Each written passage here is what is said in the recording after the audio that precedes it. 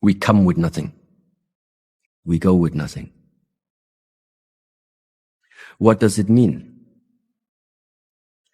This universe is going to make sure that you're going to go with nothing, which means at some point before it's time for you to go, you will be faced with the fact of learning the necessity of letting go of what you have attained in this lifetime.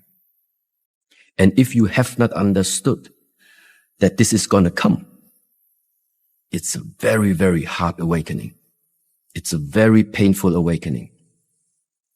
To have this realization that you have spent 70 years, 80 years following your goal, and now there is no other choice. You have to let go. It's not my invention. It's just my observation.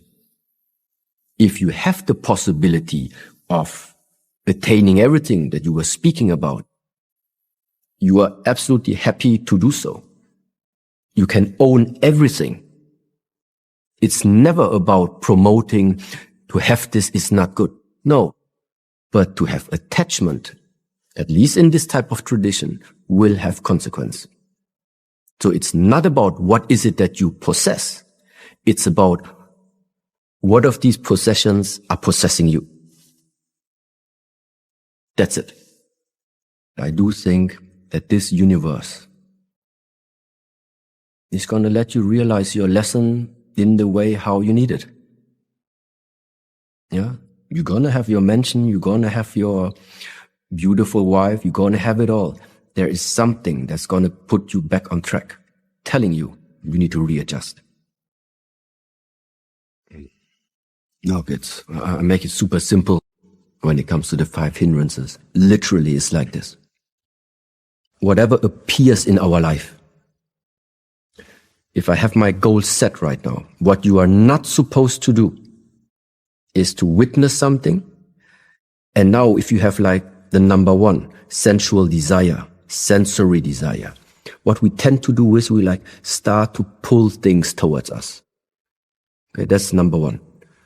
The second thing, what not to do, this is what it all belongs to that family of non-judgment, is like when ill will, something appears in your life, something you witness, you meet a person you don't want to meet, you get a message, you don't want to read that message, whatever it is, and you try to avoid it by doing actions in order to push it away from you.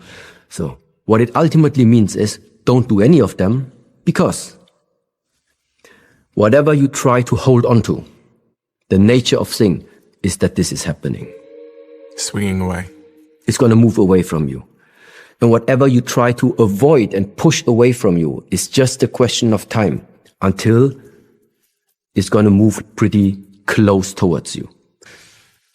So that means, also in the way of how it's expressed, don't touch the water. If you don't want to have a life that is too shaky, don't touch the water. Because in the moment you touch, your touch is the initiation for the ripples to appear. Same way, you want to follow that goal. You want to have it easy along that goal. Don't touch any additional water along your goal. Don't touch it because you like something, and don't touch it because you dislike something. Because when you walk towards the goal and you do here and here and here, you're just going to ripple your whole surroundings, which ultimately means your energy is being just drawn away from your initial goal. That's how I would say it is. And ill will is one of these expressions of you don't like something and then you invest the energy there. You like something and it draws your energy back to there.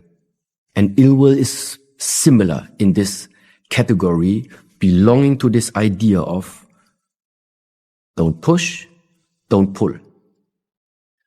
Unbalanced energies that can translate into anxiety, that can translate into dissatisfaction, that can translate into continuously searching and never being satisfied. And the most common thing, not realizing how precious the moments are that you have. And instead of replacing them with illusions and dreams and assumptions, which are just not real. Meaning, everybody is not even Buddhist, it's not Shaolin. It is common understanding. We don't know if we wake up tomorrow. It is like this. Yeah, but our plans go, we have 5 years plans, 10 years plans. We have short-term, mid-term plans. Yeah, the truth is, we don't know if we wake up tomorrow.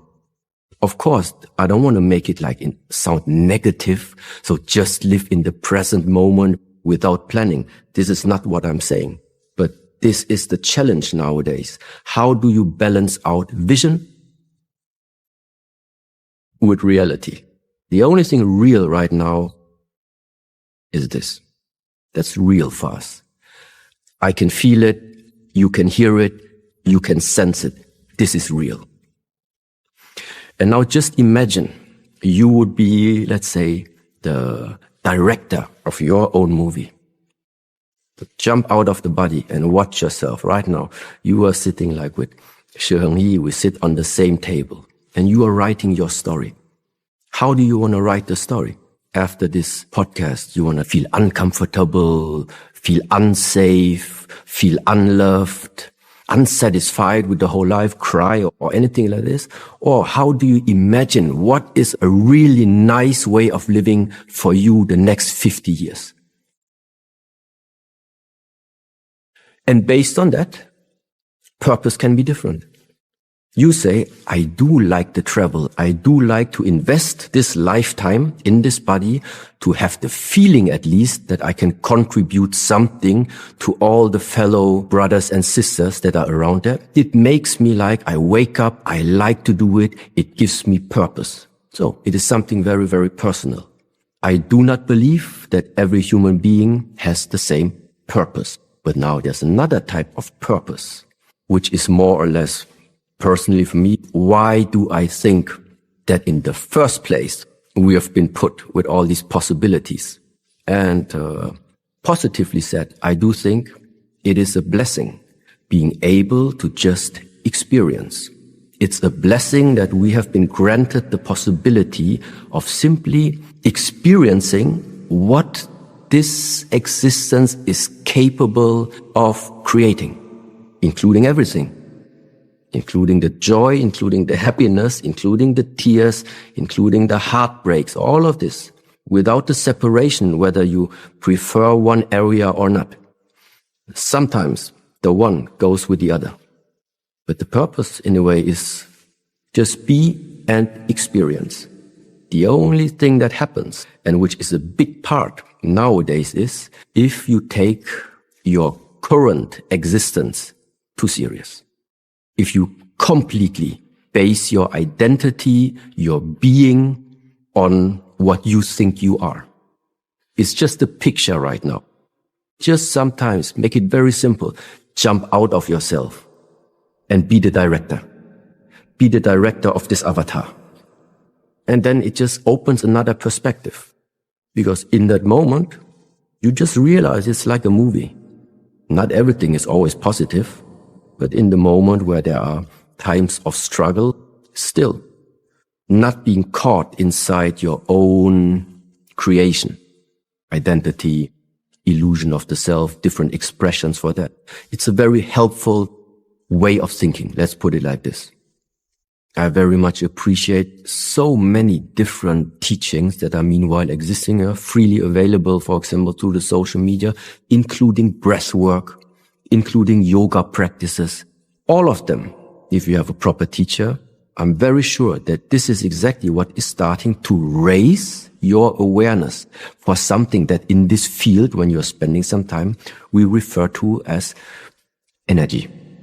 If you're not aware of your own innerst layer and somebody insults you, it can happen that somebody insulted me and then I just started exploding.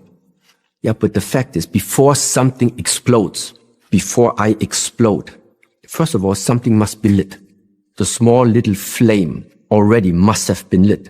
So when I already knew who is it that I'm going to meet, maybe that already, hearing the name from him, already was, was already the starting point of a potential explosion to happen.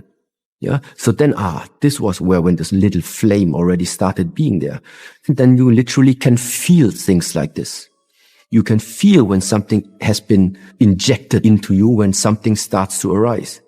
Because when the fire is already too big, when the whole house is burning, you're not gonna put down that fire in any way.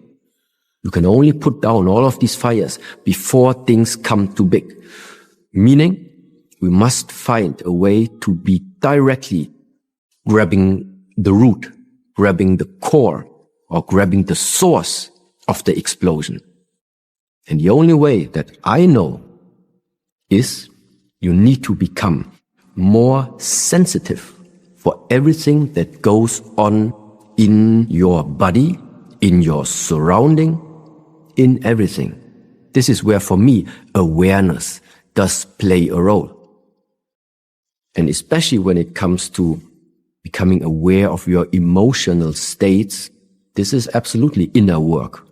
This has nothing to do with doing work out here. It's inner work. I usually do not very much rely on what the people tell me, what they think, what problem they have. I look and I can see already what I think you need.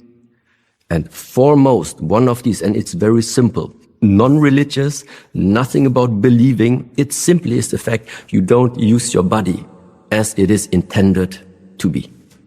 Very simple. Many people sit too much during the day. The body is not active at all. A lot of work, a lot of energy investment is done with the mind. Less energy investment is done really with the body. And that simply means I can see there's a disbalance. Whoever created us did not create us to sit with our butt on one place and do thinking work the whole time. A part of why we have been created is to get out on the field and just do something out there. So absolutely, there is the field of becoming conscious. Consciousness is a big field. Then we have science. This is another very, very big field. Some say, okay, is it that consciousness creates matter? Or is it the other way around? Which one is the fundamental basis? What is the basis of our interaction? So the truth is, the fact right now is, regardless of science, no science, how our evolution developed, right now, we are here. Your body, my body, we are here. This is what we are having right now. At the same time, in the way of how this lifestyle at the moment is, we won't have more than 50 more years to go in that body. So very simple, without believing, without any religious aspect. Once again, the truth is the lifetime of what you carry right now and what I carry right now, it's limited. And this is why there are literally in the ancient traditions, in the text of Chan Buddhism, Zen Buddhism, is very simply said like this. How do you know that you have practiced this path, this tradition in a decent manner? It is simply by feeling inside yourself how easy, how willing are you actually to let go of what you have. If you feel that you are mentally attached to things, mentally attached to possession, you're far away from the state of being what this Chan Buddhism, what this Chan teaching is wanting to reveal to you. What it also means is, if you have the possibility of attaining everything that you were speaking about, you are absolutely happy to do so. You can own everything. It's never about promoting to have this is not good. No, but to have attachment, at least in this type of tradition, will have consequence. So it's not about what is it that you possess. It's about what of these possessions are possessing you. That's it.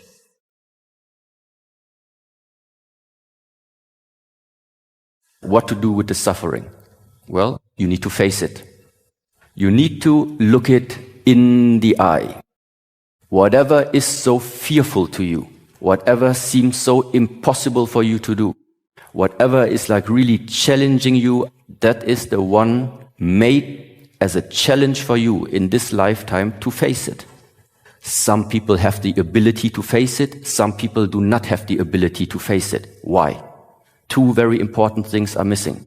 Number one, the ability to let go is one very, very big part. The skill, the willingness to let go, the fact of letting go is number one. And number two, to have courage to face the fear, to face the truth, to face the darkness, to go into the dark, because this is what it's about. But what is the 99.9%? It is dark. It's uncertain. It's unknown. To discover the purpose of life, to discover the intensity and the greatness of life, in my thinking, there is no alternative than being able to face the darkness and being able to jump into the unknown. But this is nothing that we humans are trained of. This is nothing that we humans are programmed to do in order to jump into the unknown. Because everything that we have grown up in the whole world is not about prepare yourself for the uncertainty. It is build up your illusion of security. This is where the worlds are colliding. Courage and the ability to let go. And these two elements, very nicely now, if you don't have them, courage and the ability to let go, because the growth of mental skills and the growth of physical skills is because you are continuously confronted with the comfort zone and are being forced to leave it, to move beyond the comfort zone. As a martial artist, you are used to the lifestyle.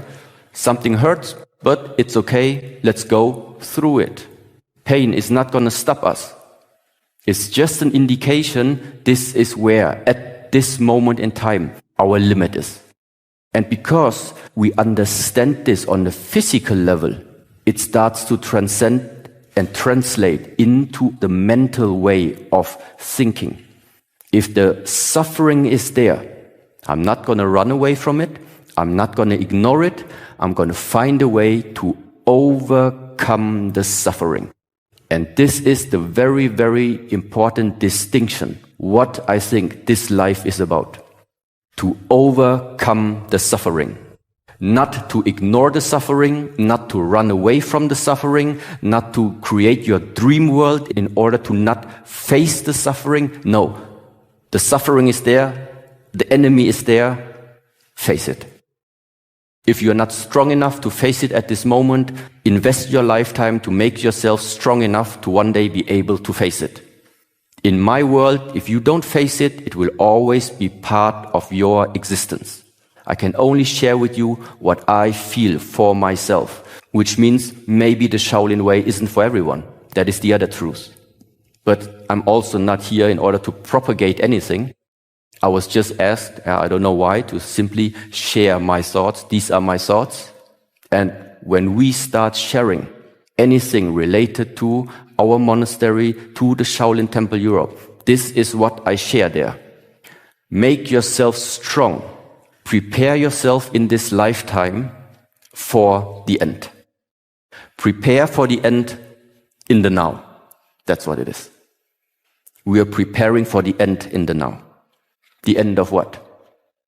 The end of that anyway you're going to lose your identity if you want or not. You don't need to worry about losing your ego, getting rid of the illusion of your I during this lifetime. If you manage to do, it's good for you. If you don't manage to do, it's going to happen anyway. But it's going to happen without your acknowledgement.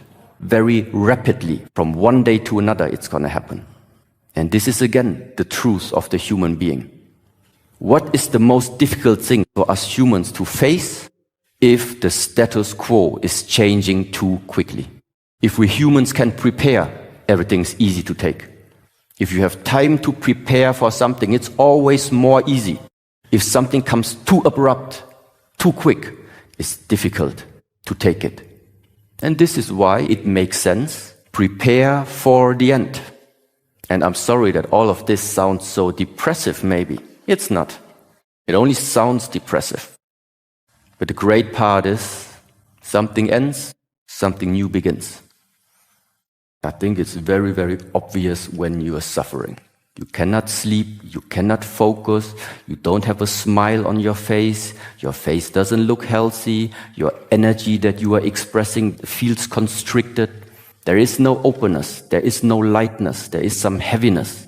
There are many different signs how this suffering starts to express itself. It's a personal perspective everyone has to take, but it also goes hand in hand with your ability of can you see yourself? And there's only one way in order to see yourself. Let go of yourself and then you can see yourself. Without judgment, just see yourself. Look yourself in the mirror. This is a nice practice. Next time you're drunk or anything like this, stand in front of the mirror, look at you for 5 minutes or 10 minutes. You can also do it without alcohol and then look deep inside. Not only inside, also look at your skin, look at the scars in the face, look at the scars on the body. There is something about the expression, everything about you. There's a story behind it. Nothing on your body is there by coincidence. Looking at yourself and reading the history about yourself is something many people cannot do. And in Buddhist teaching, there's a nice saying. There are 3 things that can never be hidden. The sun, the moon, the truth. Whatever you have done in this lifetime, consciously or unconsciously, it's better to know of what has been done. Then you know who you are and you know what to adjust in order for you to move on into the future. If there are still too many things of the past inside of you that you don't even know about, what have you done? Things that are unresolved is difficult to move on. The only way to move on is to unknot all the connections that you have established in the past. Unknotting all the karmic relations that you have established, consciously or unconsciously. It's not an easy thing to do. What do you mean by let go?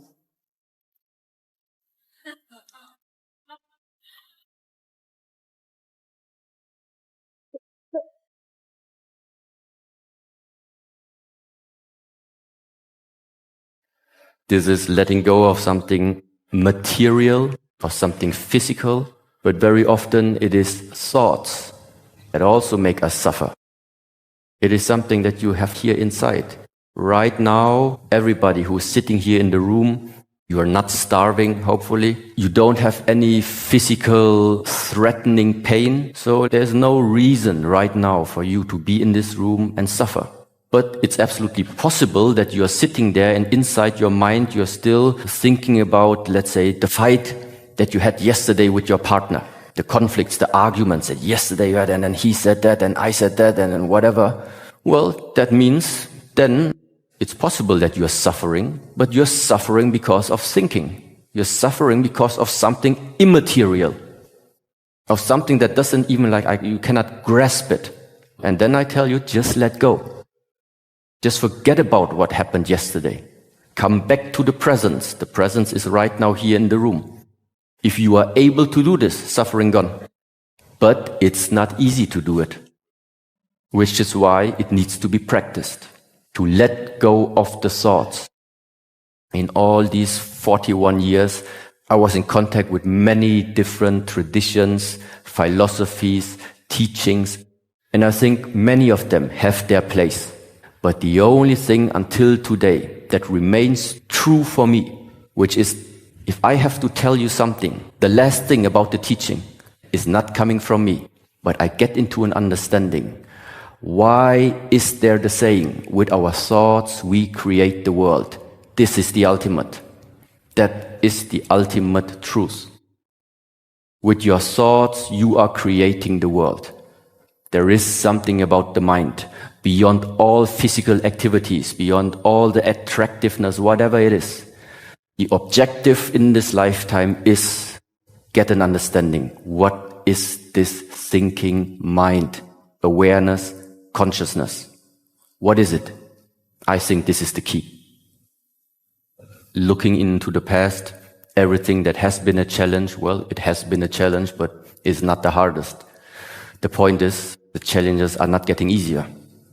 The more skillful you become, the more light you want to become, the more you're striving for liberation, the more you are being tested in order to let go. Easy things, simple things, basic things, no problem to let this go.